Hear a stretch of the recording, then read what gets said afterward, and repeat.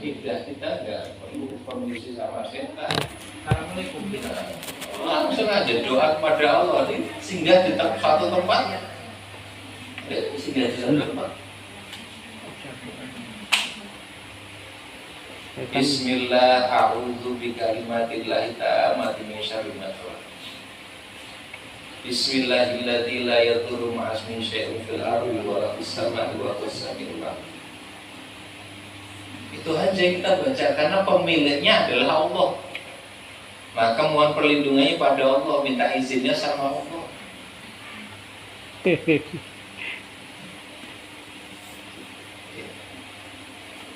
Nah, ini setan tetap akan meden-meden ini wah, tetap mati menungso ini. Nah, dan nggak cukup kuat lari. Waduh, Mbak.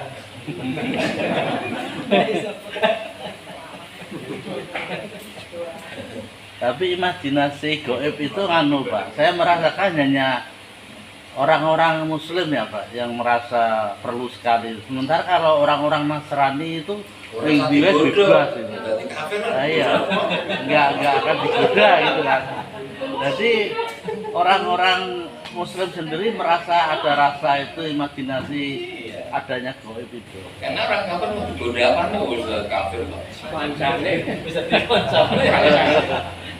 KPWD Yang digoda orang yang berusaha beriman, berusaha bertaat itu yang digoda.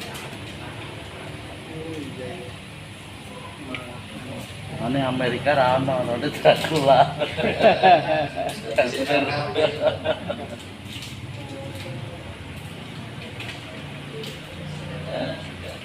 Melepas pakaian. Di sini hanya baca Bismillah. Di pas memakai juga sama ya. iya, memakai juga menggunakan suatu kan masuk hadis Nabi yang kullu amrin dibalik setiap perkara yang baik yang tidak diawali dengan basmalah selalu masuk di situ. Tapi melepas pakaian ini sering kali terlewat dari perhatian. Di satu hadis disebutkan kalau di sini yang dinukilkan hadis yang cuma singkat Bismillah.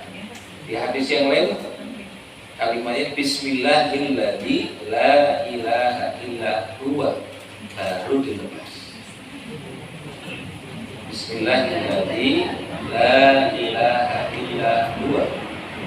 Dengan menyebut nama Allah yang tidak ada ilah sesembahan kecuali hanya Dia. Nah, baru dilepas pakaiannya. Pengaruhnya apa? Setan tidak bisa melihat aurat kita. Tapi kalau tidak baca doa, setan melihat aurat kita.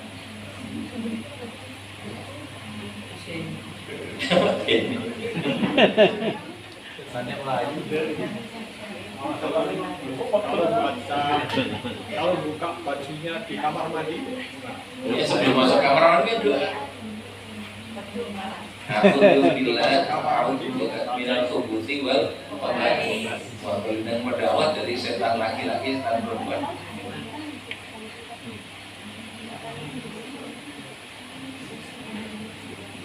Nah, ya.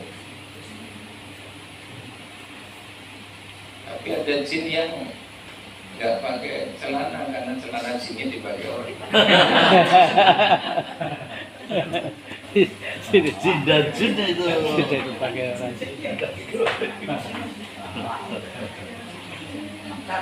Ya silakan.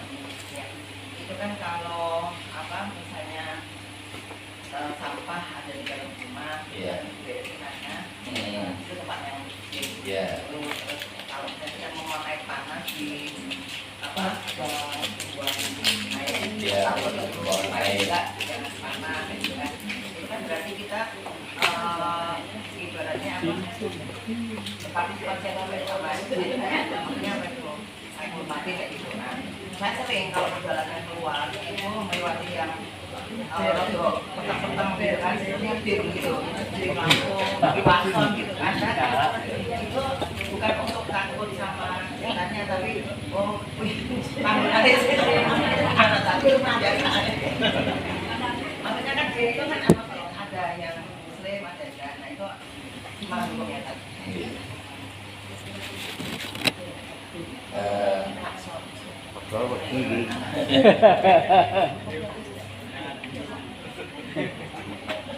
Yang saya kayak gitu ibaratnya Ya, kafe-kafe. itu tetap saja dia minta izin untuk lewat, walaupun dengan ucapan atau dengan isyarat, tetap itu berarti ada ketundukan kepada dia.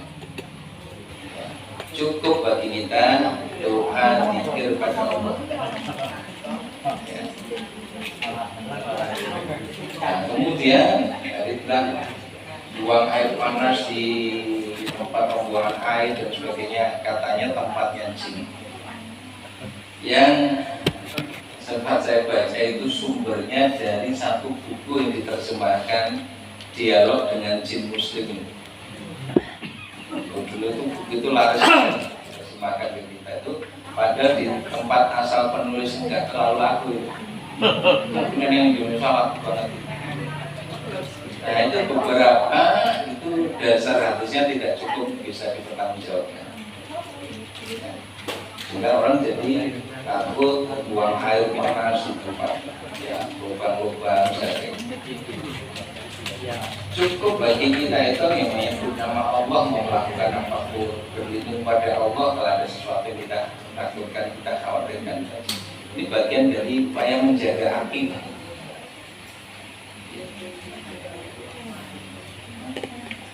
Tak lakoni yo orang lo gangguan tenan bisa tadi bu ngerti mau bu bismillah kalau saya bu gembah gitu. Dan memang setan sengaja benek ngomong orang tak ganggu agar kemudian jadi percaya. Lalu kemudian kita terus begitu, pada akhirnya ada ketundukan yang bersifat permanen di bahaya di situ.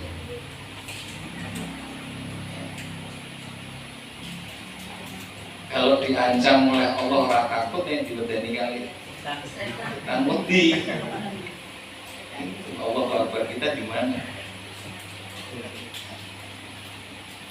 Ini Pak Ustadz, Ya. itu apakah mungkin terkait dengan budaya kita ya, sejarah kita dulu Hindu, sehingga Wali Songo waktu dia Islam aja masih suka memadukan pemecatan dengan kenduri, sesajen, sehingga walaupun sudah ratusan tahun itu masih saja dilakukan. Berarti ulama-ulama kita saat kita itu tidak total dalam hal mengasih siap, karena di beberapa kaum yang lain dari saudara kita masih juga melakukan hal-hal yang sifatnya begitu.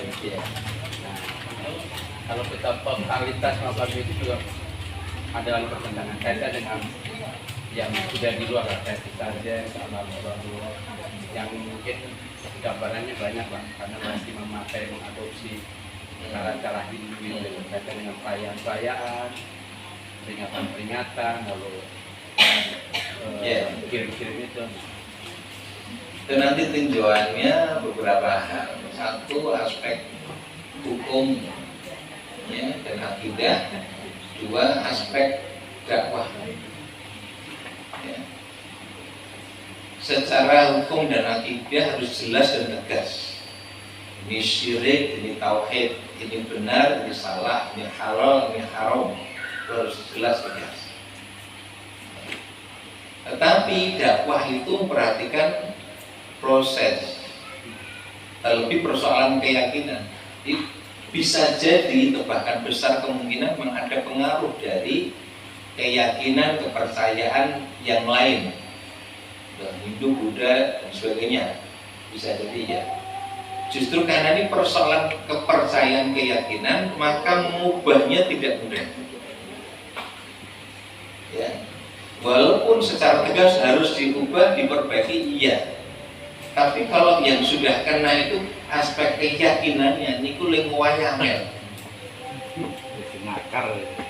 karena sulit. Nah, di sini kita berkhusus kepada mungkin para ulama, orang-orang soleh terdahulu dalam mengikis akidah yang keliru tadi dengan cara perlahan yang tidak langsung menyinggung perasaan. Bisa jadi kan gitu. Contoh di Kudus, sampai hari ini kalau korban orang yang beli kambing apa sapi, tapi apa kerbau. Pada saat itu kan memang kalau sapi yang bisa beli darah menyet. Tapi ini secara akidah nanti keliru, kemudian tetap ada pengagungan kepada binatang. Nah, ulama kemudian beristihad, ini sapi ini diganti kebo ya. Ini proses dakwah, mengarahnya untuk bisa berubah total iya, tapi ada proses. Hanya persoalannya edukasinya tidak dilakukan bahwa ini proses untuk sampai pada totalitas itu. Orang awam kemudian nangkapnya tuntunannya ngono. Karena yang ngajari adalah orang yang punya ilmu kan. Apa yang tadinya sesungguhnya digunakan untuk proses mengubah itu malah dianggap sebagai tuntunan. Nah, rupanya kan gitu. Adanya mungkin sajen yang masih ada, tapi diubah dari sisi apa? Konten isinya dungo, isinya dikir. Nih sajen ini isinya sebetulnya proses mengubah belum rampung ini. Tapi secara awam ya nggak ngerti duduk perkaranya kan, oh tuntunannya mau tetap mau sajen berarti kan gitu. Padahal ini mau diubah secara perlahan. Yang diubah pertama ya bacaan-bacaannya dulu.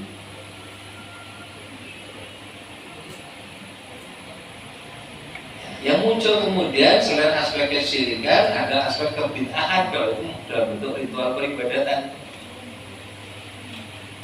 Nah, ini menjadi perdebatan panjang. Dulu di kalangan Wali Songo juga perdebatan panjang. Ada yang sepakat harus tegas, ada yang kayak Sunan Kalijogo ya dengan cara perlahan masuk pada kultur tradisinya. Tapi dengan kesepakatan bahwa nanti anak cucu kita yang akan memperbaiki, menyempurnakannya. Lah aspek ini yang tidak dipahami.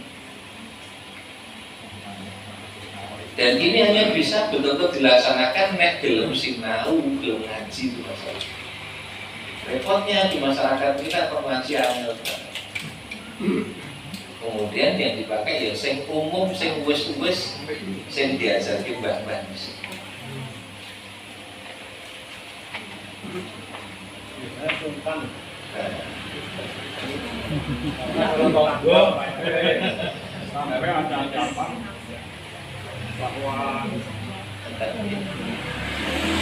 Cuma nanti di antara perbincangan atau mungkin perdebatan atau perbincangan secara fikih ada satu semacam apa ya ritual tapi sudah diubah semua isinya, hanyalah lahiriahnya tetap. Itu apakah kemudian dihukumi sebagai sesuatu yang mutlak terlarang atau juga berubah hukum?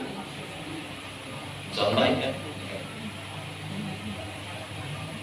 ada orang yang berkumpul di rumah duka 3 hari, 7 hari, 100, setahun, rendah dan sebagainya dengan keyakinan, adalah keyakinannya ada roh-roh yang masih roh yang meninggal itu masih di sekitar rumah.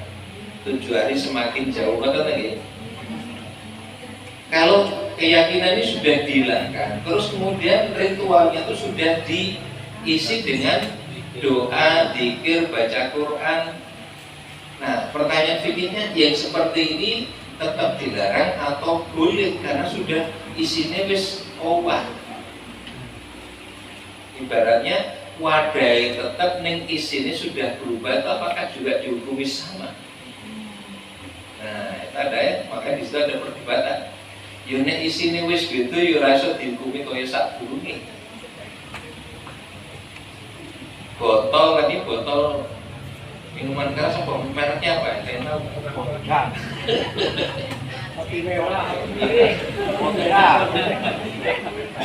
Isinya dibuang semua terus diganti dengan air putih mineral yang boleh diminum. Hukum minum ini air mineral yang ada di botol minuman keras ini halal atau haram? Isinya kan sudah berubah. Sudah namanya ada argumentasi seperti itu. Loh, nek wadah itu tetep nek isine wis diowahi, ya ora iso dihukumi sebagaimana sebelumnya. Nah, tetapi ada juga yang tidak sepakat dengan itu, tapi aku mau ini bang, kalau dipaksa itu kode ora iso. Keyakinan ya. Iya. Hatinya masing-masing. Ya. Allah alam. Itu dulu ya, kita break dengan Alhamdulillah. Assalamualaikum warahmatullahi wabarakatuh. Waalaikumsalam.